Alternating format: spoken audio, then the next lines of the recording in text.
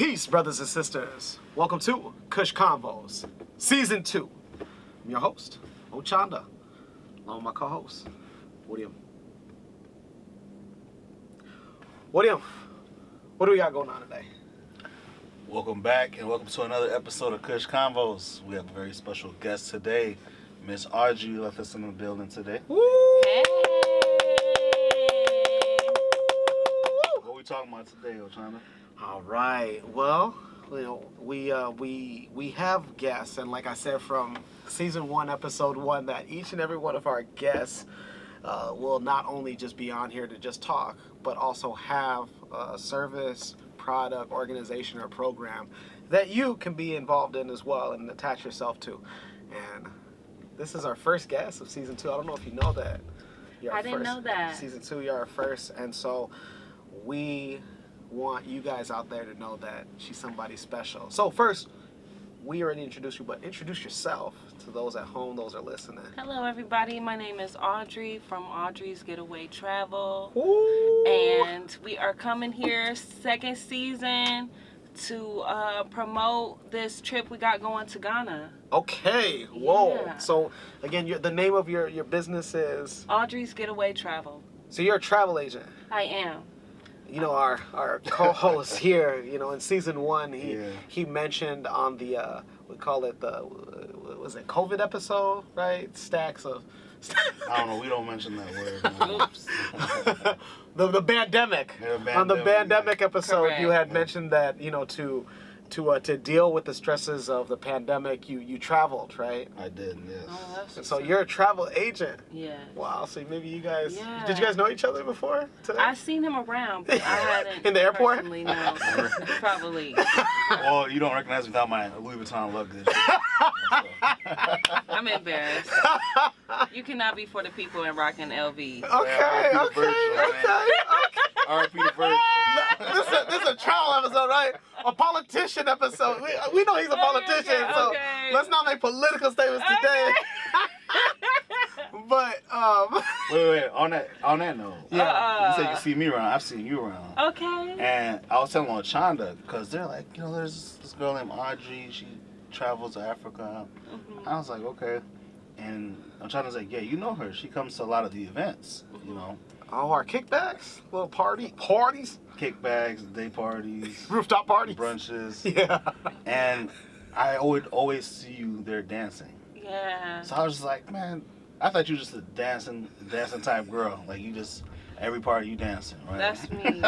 Okay, so I just want to like put a Yeah. little asterisk. Yeah. So like when I found Jabel's events, I'm like Yeah. in love because I can only groove how I want to groove at home Mhm. because the American clubs ain't on Afrobeat. I better get with the program. So like I found like a niche in Omaha Yeah. that's playing Let's go. straight Afrobeat. Yeah. Omaha, I'm yeah. finally like I'm home.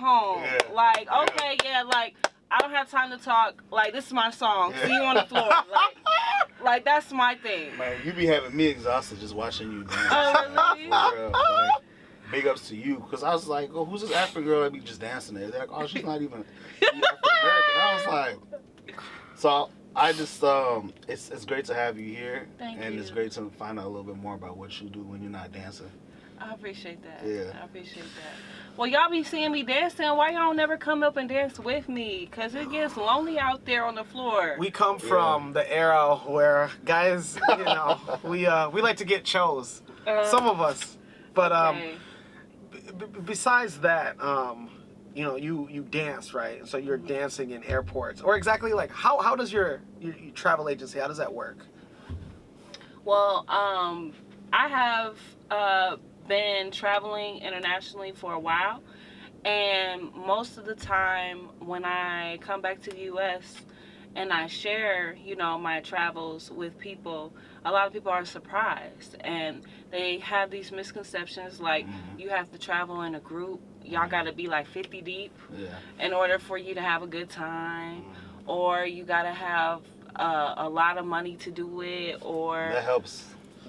it does help. It Yeah. does. But they have a lot of misconceptions. And so I finally, after hearing this feedback for a while, finally started to address the issue by, I guess, legitimizing my traveling by making it an agency. Wow. And a lot of the recommendations that I give people are places I've actually gone. So I'm not just giving you like an advertisement from like out of the sky. I'm telling you, hey, this is where I went. I can get you a driver to pick you up from the airport. Wow. So you're literally taken care of from start to finish. Kind of like Max's dad, because in season 1, somebody traveled to where Max's dad is, Yeah. and they had a driver. Right? Yeah. They explained. So Yeah. you're kind of like that. Do Yeah. you work with Max's dad? I don't work with Max's dad. It's a dangerous job. I'm trying to tell you, these are the things that are impediments for people to travel. That's facts. When they think about traveling, they're like, oh, who's gonna pick me up from the airport? I don't want to get taken. You know, there was a series of I don't remember the show, but a movie came out where people were afraid that they were going to be kidnapped. Takers. It was some dumb. Based in Abuja. Shout out to Nigeria. Oh my God. Green light, green, man. I know they carry less. Red light. Pause. Dang. But so what you're saying is that with your travel agency, you just try to make the misconceptions go away, to make people feel safe and welcome and encouraged to travel. Exactly. So taking the guesswork out of it by helping you, give you a couple phrases to speak the language. Okay. Giving you recommendations to hotels. Having you a driver to be able to take you places so that you don't feel like you're going to be kidnapped. Yeah. Because literally that was like a barrier. When I first left the United States, my family was like, don't come back here. Don't come back kidnapped now. Don't come back kidnapped. It's a huge thing. It is. Yeah. Like, it is. I'm gonna be honest. Like, my people was like, why would you want to go there when everybody wants to come here? You know, if I could touch on that, we talk a lot about bridging the gap between Africans and African Americans. And season 1, one of my good friends had went back. He actually had moved back before the pandemic, and his family was like, the typical worries of going back to Africa. So I would say, I used to, like, when I started going back, a lot of my African American friends would be like, oh, like, let me know next time you want to go. Right. They want to go, but they're just scared because they don't have nobody to go with them. And I get it. Right. It's like in the States here, if you're not from Southside Chicago, you're not just going to go to Southside Chicago. Correct. If you're not from Detroit, you're not from Memphis, you're not just going to go to these places without knowing anybody there, right? Right. So I seen that me going back, I seen that there's a huge value in people wanting to go back. They just didn't know how. Right. So even me, I was like, maybe I should start an agency where I could live back home and have people Host people. Yes, and host people, because there's a huge value for that. Awesome. So with all of those notions that come with traveling to Africa, what was it that initially made you want to go back home? So the first time I did it with my Which year was this, by the way? 2012. Okay. 2011. Okay. And that was with Creighton. Yes. Okay. Shout out So to I Creighton. did it with school first. And I just applied. And you guys went where? I went to Morocco. Okay. But I applied initially to study abroad, and I didn't tell anybody. And once I got my acceptance letter, it was like kind of real. So that's when I brought my family into the fold and was like, hey, I got this opportunity. And I actually missed my walking ceremony, so I didn't walk. In December? Or in May? In May. Okay.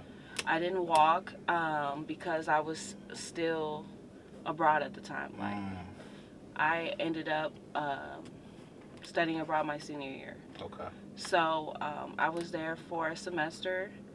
It was the first time I had ever left the United States, like, period. Didn't speak the language, didn't know a single soul over there. And it was a terrifying experience, just point blank period. It was terrifying because I didn't get the like, that's what's up nod from my family. They thought I was crazy as a Betsy bug, as my grandma would say. It was crazy. Why would you study abroad your senior year? Why would you miss your walking ceremony? Why would you go over there when they want to come over here? Just like, it was like completely like out of the realm of things to do. Right. Everybody is trying to get their dream job after graduation. I'm not worried about no job. Yeah. Let's go. They're not worried about you. Okay. I'll tell you that. I was not worried about no job. Yeah. That was the furthest thing from my psychology at the time. Like, I was just like, this opportunity is not always gonna be there. I just instinctually knew like that this window of opportunity is closing, and the opportunity to be selfish, as they say, is small. After a certain year, you're not allowed to be selfish. Right. So I was like, I got to do this, and luckily, I had enough gumption that my family was like, okay, hurry up, just hurry up. Hurry up and come back, you know, and you can get your real life started. Oh, that's that's like some pipe dream over there, but okay, come on. Yep. So I had enough grace. I did it. It was a learning experience. I'm really happy that I did it. In America, we're fed a lot of propaganda about Muslim people, and Morocco is a Muslim country. I got to see firsthand, you know, to live as a religious minority. Very peaceful. I didn't feel no type of way. They wished me a happy Easter. I wished them a happy Ramadan. It was like cool. Really? Did anybody make you cover your hair? I did cover only when the men were like on some touchy-feely? Yeah. When you cover instantly, they start feeling like that's somebody worthy of respect. So that's Morocco. That's when I would cover. I would wear a scarf around, but then if they get too handsy, then they would give you 50 feet after you cover. Gotcha. So yeah. Morocco, awesome. So it was when you came back. When did you say, I want to start a traveling agency? I'd say the past couple of years is when I've got serious about it. I would be planning people's trips, and officially made a business page last year, and I just really started just putting the images out there. These are not stock photos. It's hard to see, for Black people to see themselves represented. It's very difficult. I mean, seriously, like, you can't even find stock photos of us on vacation, family. Maybe Instagram, but not stock, right? I'm trying to tell you, like, so I had to, like, literally fill my own void. Like, unfortunately, in the U.S., like, in order for you to become something, you have to see it. You have to be able to see it. And so Instagram is great that it's able to translate the images, you know, with a little photo or a video and a caption. You can, you know, really grab people's attention so that they can visualize it, because it starts in the mind. And after you captivate the mind, then you can actualize it into behavior, into patterns. So I was talking to Ochanda, and specifically as it relates to capturing the Black audience here in America, we have to rebrand Africa to the diasporans, because the propaganda of Africa being poverty-stricken, you see the kids with the flies on their face, with the swollen stomachs, like, that is the Africa that many diasporans know. And so we have to counter those images with reality. Not everywhere is starving. Not everywhere is war-torn. So